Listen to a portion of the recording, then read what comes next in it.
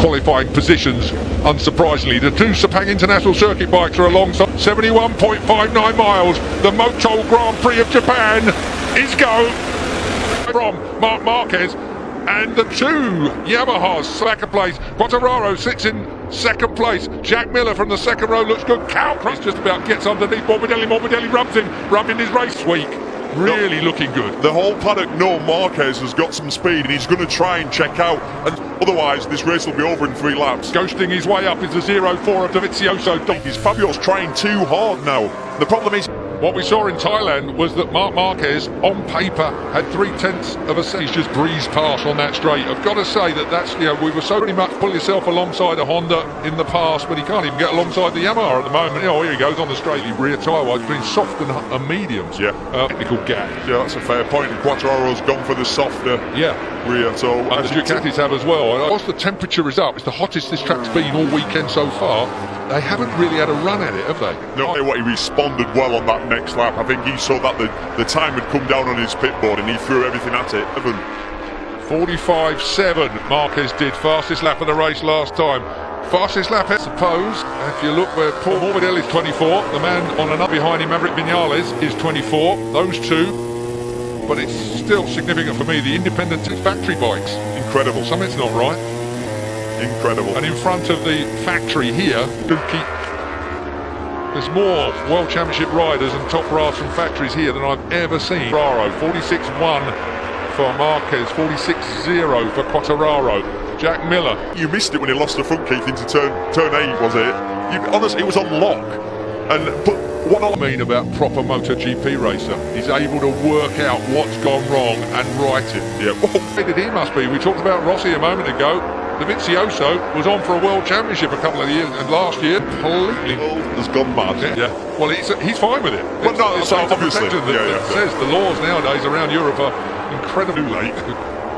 But again, look how the bike just doesn't turn. And the Yamaha turns straight underneath him, but he'll squirt that. He's going to be the wrong side of things, I think, coming down to here, because Maverick's looking at the inside again. Doesn't do it well. You can't believe how late he can brake. Dovy's just got a real unique technique that when he gets into the braking zone, as the back wheel tries to pivot around the front. Tyres. At the end of the day, those mediums that Marquez has put on, a little bit different, but wonder what this one's doing. I haven't had a good look at Marquez's either. It starts to grain up a little bit. It's not too bad. I think maybe it was just because he powered it out the corner. Because has got this in the bag, barring a mistake. He's just taking. Now then, Maverick Vinales, Franco Morbidelli doing a good job here. But Franco Morbidelli in third place, a podium. You know that the two pace this weekend, and he's going to have to work hard to beat Dovizioso, who uses that Ducati where it's great. On Excel. Marquez still leads from Fabio Quartararo, from Fabio Morbidelli, Franco Morbidelli.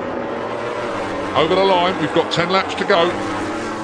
Long way back to Morbidelli, and it just makes a big V of it, doesn't it? Because he can't carry that corner speed in the gap per lap from Marquez to Quartararo.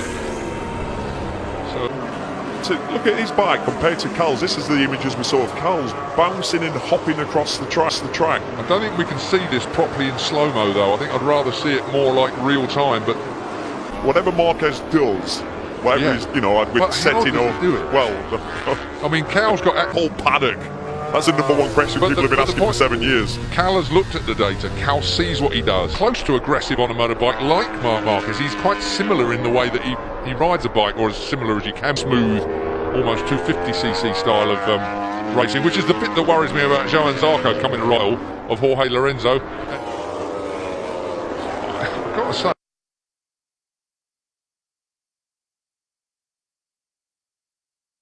last time around, we've got 6 and a bit laps left to go. 2.6 now. Marquez back to Quartararo. Vinales wants to put another Yamaha up on the podium. Got to say, the only problem for Vinales is that last section, the last sector down. So you've got another Yamaha and Assen when. That was who was that? Valentino. Oh yeah, it was Lorenzo. Well, that was it. Yeah, it was. I've slept since then. I'm recovered from that one, but that's another story. Overtaking hotspot. It sure is, coming down into 11. Down, but like you say, it's enough. He needs to make the pass. early in the lap and just make that. And then the blast to the line. If Maverick's in there, because the braking point is right on the line, and quite often these riders miss out on turn one. Tell you what, these two are circulating faster than the leaders. They're about proper fight. Exactly, they're 0.6 to Fabio.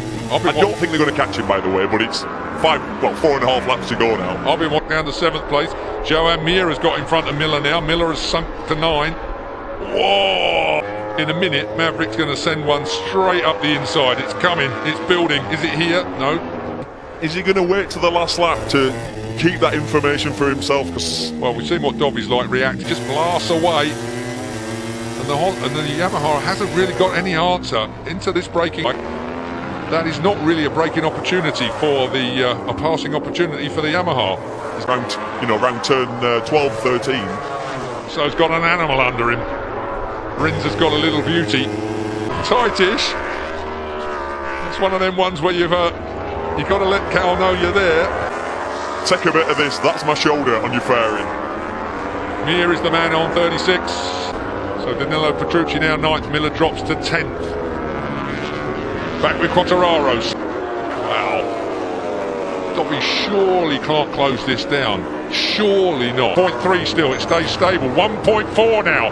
Back to Dovizioso. He's taken 6/10 out of that. But Dovizioso, Dobby's doing it again. Can you believe it? He's sneaking his way up. He did it, in Misano, was it? He fed it so determination. This man is the quiet man of determination. Incredible. Yeah, it was back in Aragon, wasn't he? Was Kendon worked his way. That was it, yeah. Aragon.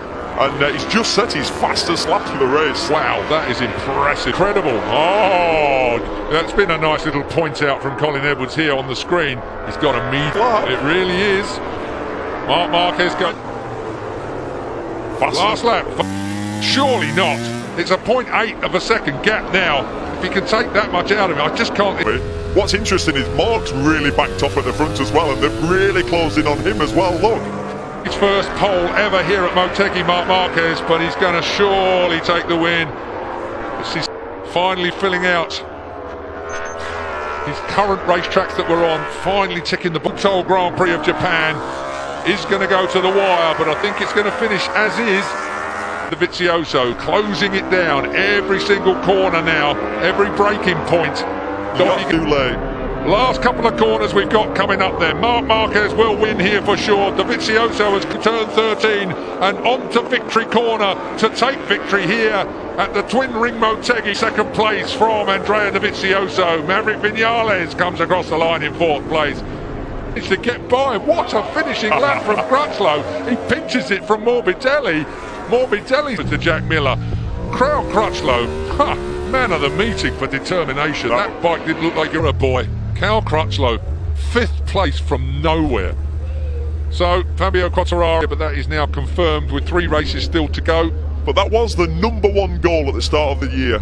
Yeah, Franco Morbidelli was the man that we thought was going to do the business in the Sepang International Circuit. Quartararo walks in. And Mia on the Suzuki. So Quartararo will be independent teams in Parc Ferme as well, of course. Got to remember that Quartararo is on an independent team bike, Maverick Vinales on a factory bike, and Valentino Rossi.